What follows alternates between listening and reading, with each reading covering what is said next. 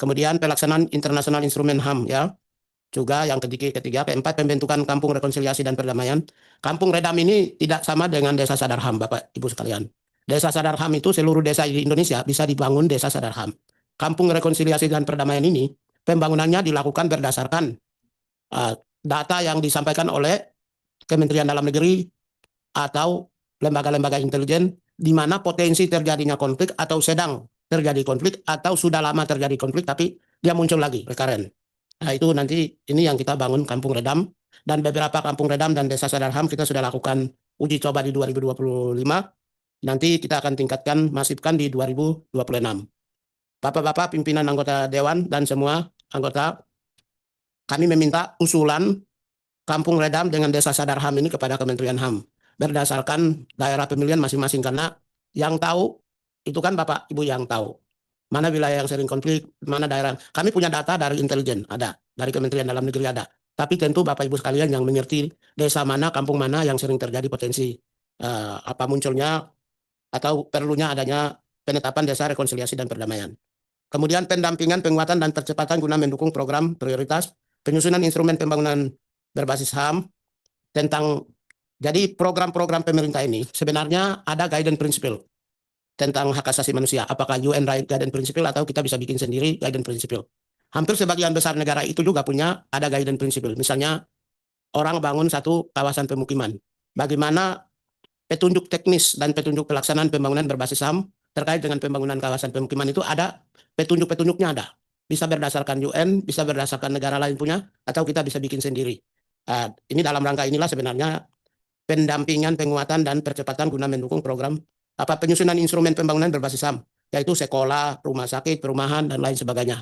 Jadi supaya tidak hanya dianalisis, selama ini kan kami biasa menangani apakah di Komnas HAM atau kementerian yang menangani bidang dan lembaga yang bidang hak asasi manusia selalu menangani kasus-kasus ya, pelayanan pengaduan masyarakat. Tapi kalau kita menggunakan petunjuk teknis dan petunjuk pelaksanaan pembangunan hak asasi manusia di bidang berbagai sektor, yaitu sekolah, rumah sakit, perumahan, atau pembangunan industri, dan lain-lain, semua dilakukan, maka saya pikir kita akan bisa minimalisasi adanya ketidakadilan akibat pembangunan yang dilakukan dalam negara di Republik Indonesia. 7. Identifikasi kebutuhan korban dalam rangka penyelesaian pelanggaran HAM berat yang non-judisial. Kemudian pelaksanaan reformasi birokrasi. 9. Pembangunan satu data HAM dalam rangka peningkatan pelayanan. Ini kita baru membangun sistem ya. Perlu juga pembangunan sistem yang masif, terpadu, terkonek dengan semua kementerian, lembaga, atau institusi-institusi yang melakukan pelayanan pengaduan HAM ya, supaya terkonek, supaya datanya muncul by sistem per harian. Kalau kita bisa connect dengan kepolisian, kejaksaan, atau kementerian ATR, BPN, kehutanan itu, kemudian muncul by sistem di Kementerian HAM, maka itu akan bisa termonitor, termasuk penanganan juga. Rekomendasi yang diajukan kepada kementerian lembaga bisa termonitor.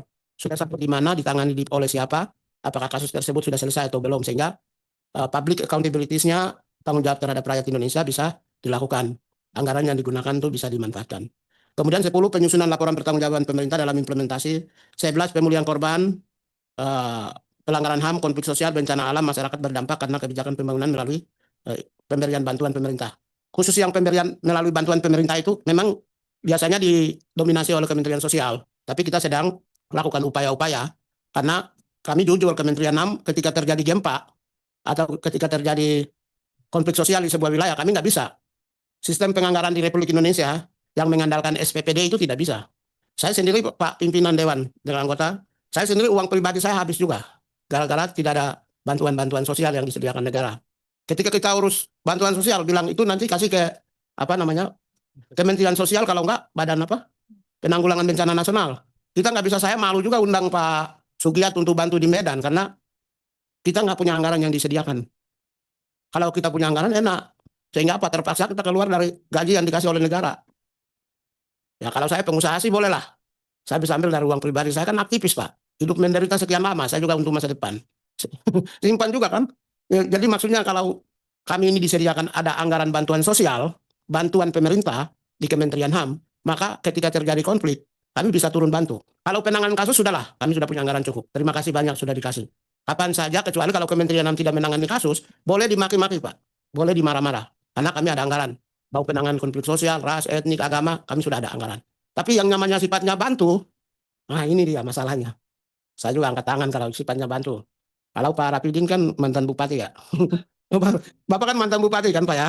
Enak Pak, kalau kami ini aktivis Pak jalanan. Jadi kita nggak bisa apa-apa. Ya,